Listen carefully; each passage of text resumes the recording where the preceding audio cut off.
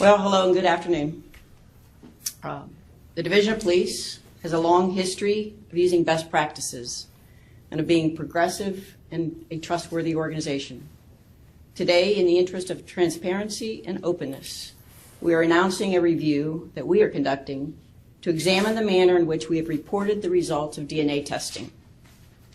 The expectations to follow best practices and proper procedures extend to all of our operations, and where those procedures impact criminal cases in the prosecution of our citizens, there is no room for mistakes. Through an internal review and a separate external audit in September of 2013, lab personnel discovered that documentation in our crime lab procedures on evidence involving DNA did not always follow a best practice standard that was introduced in mid-2009. We have discovered that protocols for these results did not always follow that standard. Specifically, some reports lacked information that describes the statistics involved when analyzing DNA test results. According to the standard, some reports given to investigators, prosecutors, defense attorneys, and the courts should have provided a statistical weighting system in the analysis. While a great majority of our reports did show the required statistics, we believe that some reports did not. I was informed of this situation last week and have been working diligently with the crime lab personnel. The director and I have advised Mayor Coleman, City Council, City Attorney Rick Pfeiffer, County Prosecutor Ron O'Brien, U.S. Attorney Carter Stewart, the Director of BCI, and the FBI of this situation. Mayor Coleman's message to me was very clear: own the situation, fix it, and be transparent. And I agree. He has also recommended that we seek an independent third-party review, as mentioned earlier. The science itself is not the issue. The instruments that run the samples are working properly and have been calibrated correctly. The issue is the manner in which the results were reported in some cases.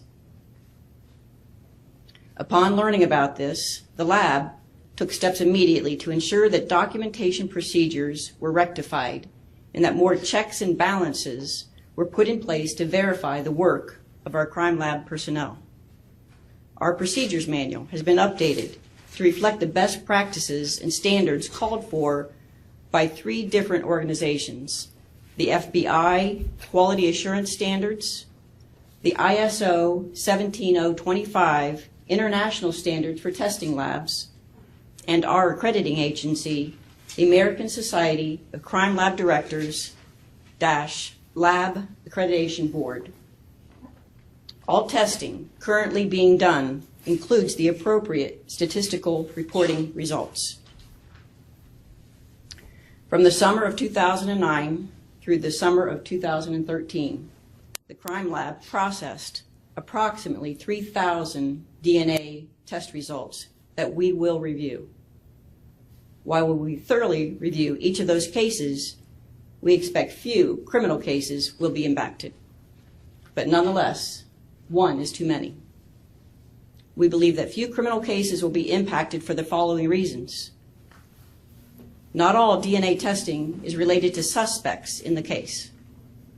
Some samples involve the victim's DNA. Some involve the DNA of unknown suspects or a witness or a mixture of all 3 or all of the above.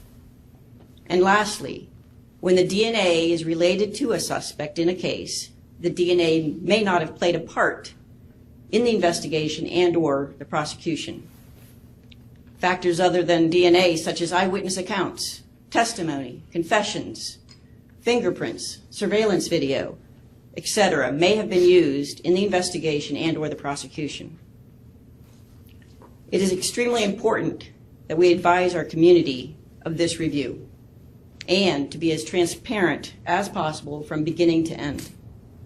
We don't have a lot of answers yet as to what the impact of this situation will be. We are making this announcement early to ensure that our community understands our intentions to thoroughly examine all of the lab results and the criminal cases that may be involved. In addition to our review, we will have our accreditation audit in May.